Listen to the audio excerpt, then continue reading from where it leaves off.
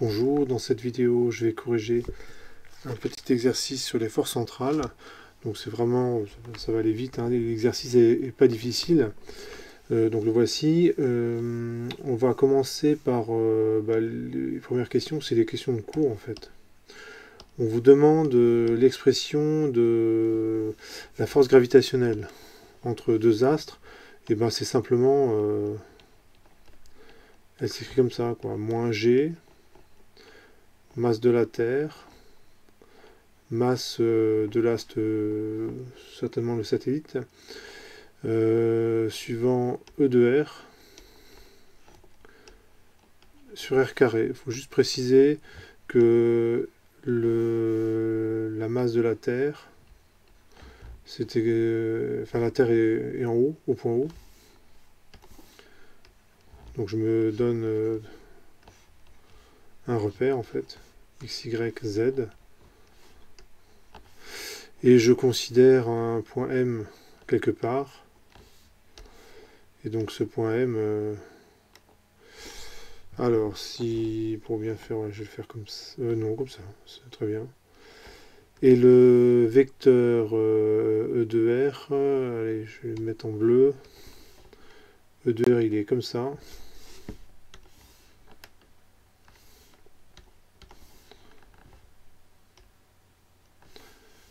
Donc E de R, il est... Non, je vais mettre en jaune pour que ça se voit un petit peu mieux. Alors E de R, il est comme ceci. Donc dans le sens en fait de OM. E de phi va être comme ça et E θ il va être comme ça.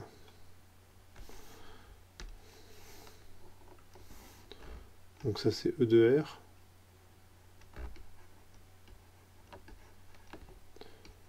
E de phi, pardon. Et ici E de θ qui va vers le bas. Voilà, donc je précise juste je fais un petit rappel en fait sur les coordonnées sphériques. Donc là on a une base orthonormée. Et donc E de R est comme ça. Alors on pourrait également écrire la force gravitationnelle sous une forme un petit peu différente, qui ne fait pas intervenir le vecteur E de R. En fait c'est une définition qui est indépendante de tout système de coordonnées. On pourrait l'écrire comme ceci. La force, donc c'est G, la constante universelle, M, sur P, alors je vais dire la Terre au point M, au cube, et la force elle est dirigée du point M vers la Terre. Du coup, j'ai changé un petit peu la notation. Du coup, comme je me fais indépendamment de tout système de coordonnées, il n'y a pas de point haut. Voilà. Et donc le point T, donc la Terre, se situe au point T.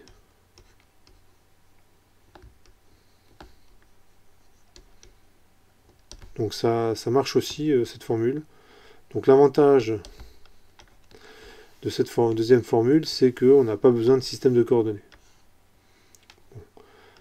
Donc ça peut être intéressant dans certaines situations. Mais bon, en général, dans pas mal d'exos, en fait, on met l'astre le plus lourd au point haut et on dit qu'il ne bouge pas. Donc petite remarque quand même. Donc remarque. Cette formule ne fait pas intervenir un système de coordonnées.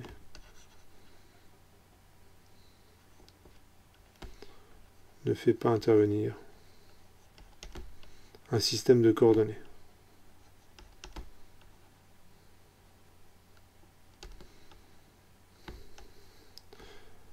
Le temps de rédiger tout ça.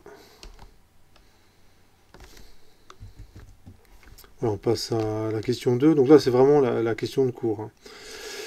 Exprimer l'énergie mécanique du satellite, c'est tout simplement l'énergie mécanique, c'est l'énergie cinétique, donc c'est 1/2 de mv carré, plus l'énergie potentielle gravitationnelle, et en fait c'est moins grand G petit m masse de la Terre petit m sur R.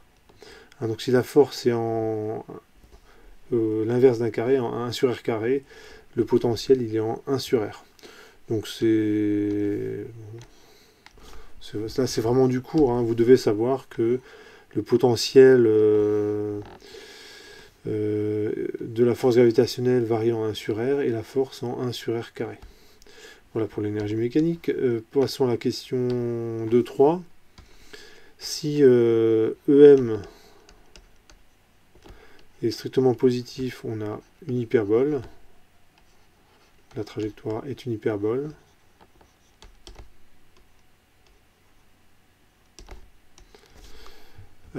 Si EM est négatif, c'est une ellipse.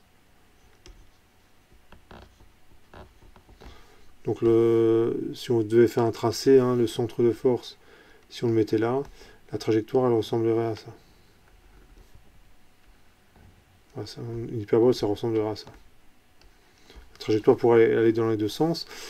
Si EM est négatif, je l'écris ici. Donc si EM est strictement négatif, alors la trajectoire est une ellipse.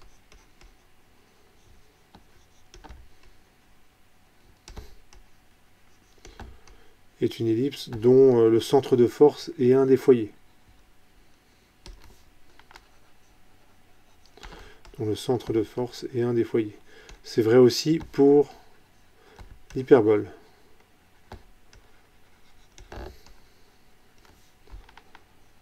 Donc il y a un des foyers. Donc la trajectoire, donc si le centre de force est comme ici, ça c'est le point haut, la trajectoire elle ressemblerait à ça, quoi. Bon là je fais une ellipse qui est fortement excentrée. La trajectoire elle serait parcourue par exemple comme ça. Alors il y a un cas particulier, c'est si EM égale à 0, alors la trajectoire est une parabole.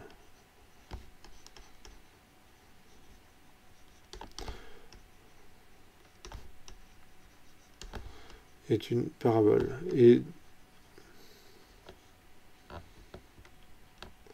Et parabole dont le centre de force est l'un des foyers.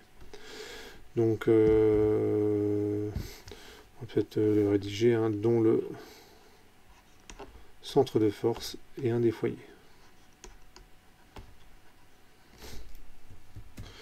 Voilà, donc je l'ai rajouté, hein, pour les 3 cas. Bon, bah ça c'est vraiment du cours, hein. Question suivante. On demande l'expression de la vitesse minimale. Et ben, il suffit simplement d'écrire que pour une trajectoire hyperbolique, où le satellite s'en va à l'infini, il faut que la condition nécessaire est suffisante, c'est que EM est supérieur ou égal à 0. Ça suffit. On peut mettre égal à 0. Or, on a vu que l'énergie mécanique, c'est 1/2 de mv carré. Alors, pour l'énergie mécanique, on a vu dans le cours qu'il y a 2 expressions.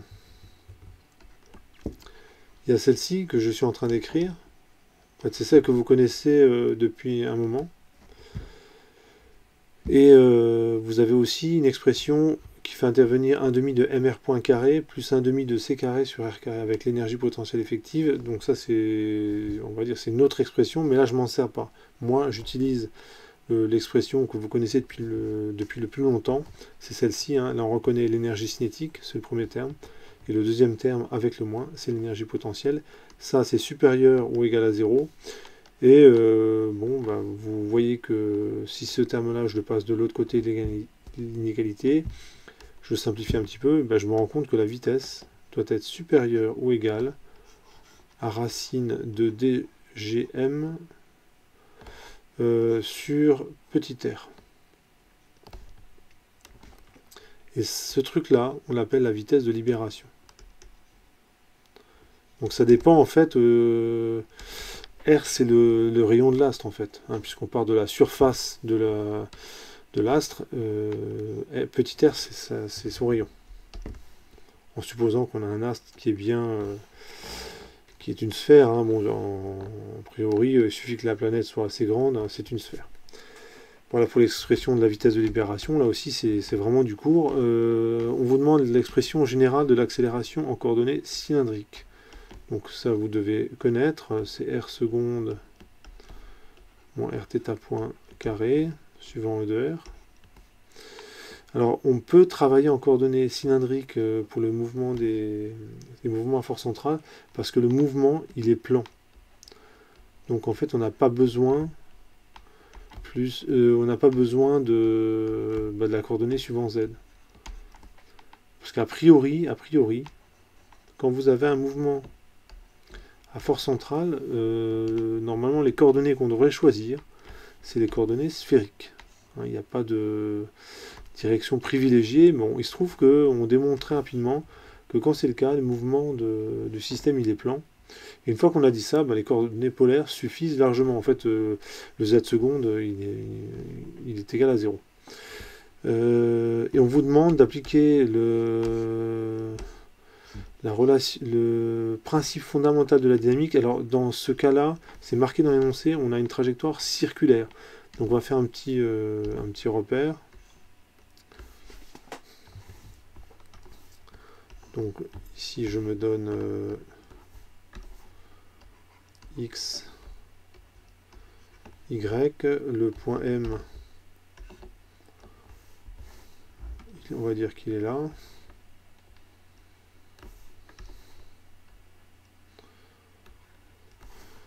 Je représente les vecteurs E de R et Eθ. Ça c'est E de R comme ça, Eθ.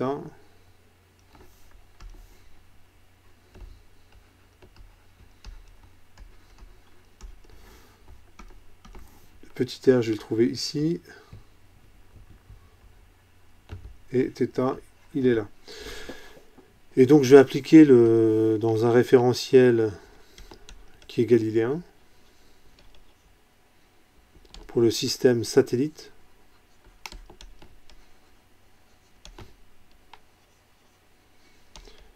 Le bilan des forces se résume à la force gravitationnelle. Donc c'est moins g masse de la Terre, la masse du satellite sur r carré suivant E de r. J'applique le principe fondamental de la dynamique. Donc ça fait m fois l'accélération. Donc je recopie. Je vais recopier, je le fais ici. Ça fait r seconde moins r θ point carré. Alors on suppose qu'on a une trajectoire circulaire. Donc il y a des termes que j'écris qui vont être forcément nuls. Le mouvement il est plan, donc il ne se passe rien suivant E de z. Et ça c'est égal à moins grand G, masse de la Terre, petit m, sur r carré, suivant E de r, 0 et 0, respectivement suivant Eθ et Ez. Voilà, donc il y a pas mal de termes qui valent 0 parce qu'on a une trajectoire circulaire. Trajectoire circulaire, ça veut dire R égale constante.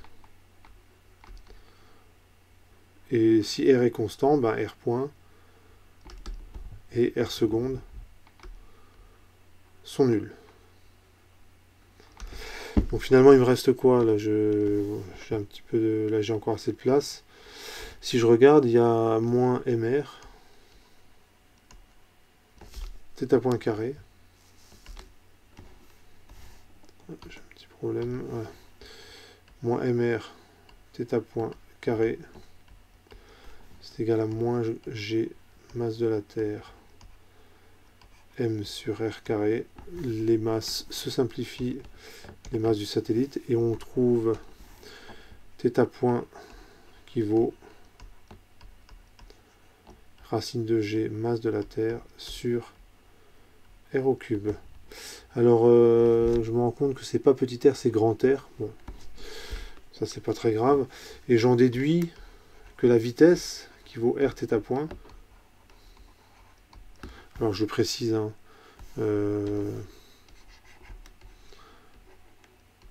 dans mes calculs petit r égale grand R.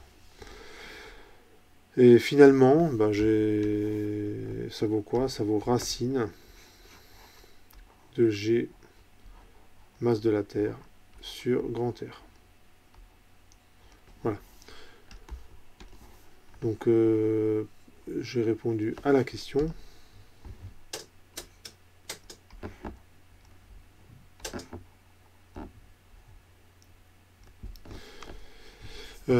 C'est bien ça, hein. Déterminer l'expression des vitesses, voilà. Donc Gm sur R. Donc là aussi, c'est bon, vraiment classique. En déduire l'énergie mécanique, ben, en fait, l'énergie mécanique, je vais simplement remplacer l'expression. C'est 1 demi de mv carré moins grand G masse de la Terre petit m sur grand R. Je remplace. Donc ça fait 1 demi. La vitesse au carré, ben, ça fait G masse de la Terre sur grand R, moins G masse de la Terre petit m sur grand R. Donc en fait, il y a les deux termes qui se ressemblent. Enfin, en fait, ils sont identiques. Il y a juste il y a un facteur 1,5 là et un moins 1. Donc finalement, il me reste moins 1,5 de GMT petit m. En fait, je vais mettre 2 R. On va faire comme ça. Donc j'ai l'énergie mécanique, donc encore une fois, question très simple. Hein.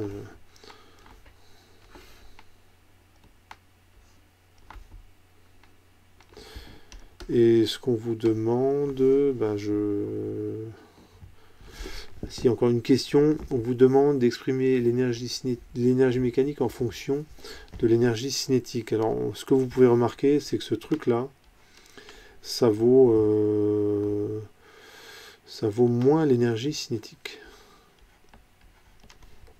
Sauf erreur.